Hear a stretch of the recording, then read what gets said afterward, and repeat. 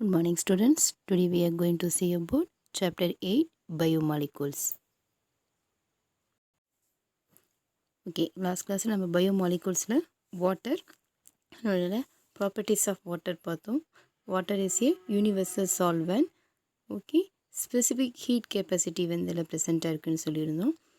Okay, water make up 70% of human cell and up to 95% of mass of plant cellsல வந்து 95% of water வந்து இருக்குது.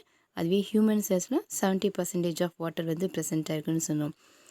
2 electronegative atoms of oxygen share the hydrogen bond of 2 water molecules.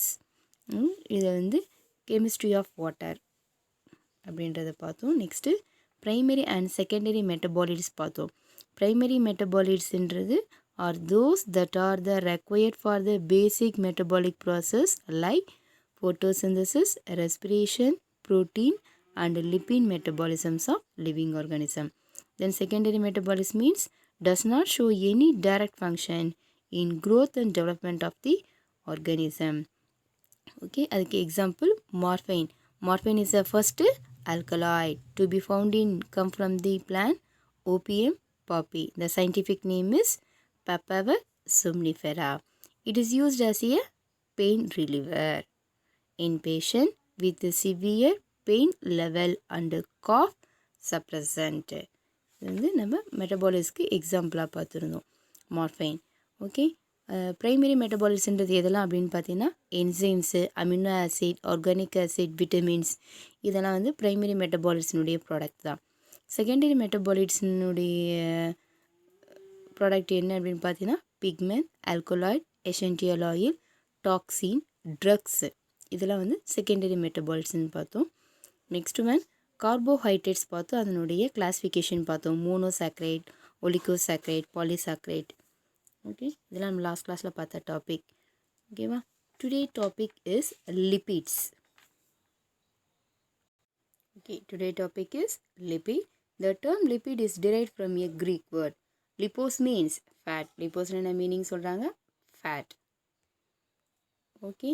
Next, this substance are not soluble in polar solvent. Lipid are not soluble in polar solvent such as water. Waterல வந்து இது என்ன ஆகிறது இல்லை, dissolve ஆகிறது கிடையாது. But soluble in non-polar solvent. யார் இந்த non-polar solvent? Benzene, ether, chloroform. இந்த நான்-போலார் சால்வெண்ட்டில் வந்து யார் டிசால்வ் ஆகாங்க அப்படின்னு பார்த்தீங்கன்னா லிப்பிட் வந்து டிசால்வ் ஆகக்கூடியது. பிகாஸ் என்ன reason? They containing a long hydrocarbon chain that R நான் போலார். ஓகே, ஏன் இது வந்து வாட்டரில் டிசால்வ் ஆகிறது இல்லை அப்படின்னா அதில் லாங் ஹைட்ரோகார்பன் செயின்ஸ் வந்து இருக்குது, நான் போலராக இருக்குது. அண்ட் தஸ் ஹைட்ரோஃபோபிக், வாட்டரை வந்து அதை அக்செப்ட் பண்ணிக்காது, வாட்டரை வந்து வெறுக்கக்கூடிய ஒரு சப்ஸ்டன்ஸாக வந்து லிப்பிட் வந்து இருக்கிறது தான் காரணம். Okay, the main group of components are classified as என்னென்ன இருக்குது அப்படின்னு பார்த்தீங்கன்னா lipid, triglycerides and phospholipid, steroids and waxes. Next one triglycerides.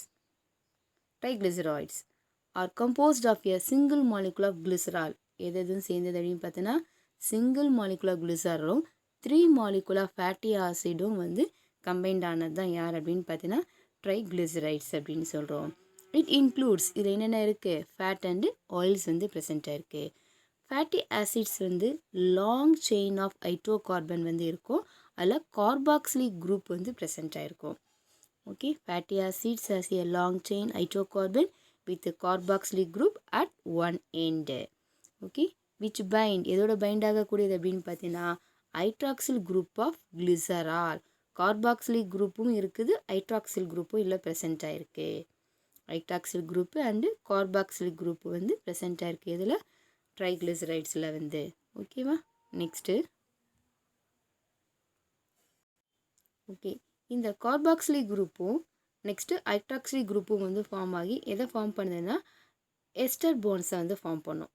இந்த ஃபேட்டி ஆசிடில் வந்து structural unit of lipid and carboxylic acid form a long chain of hydrocarbon.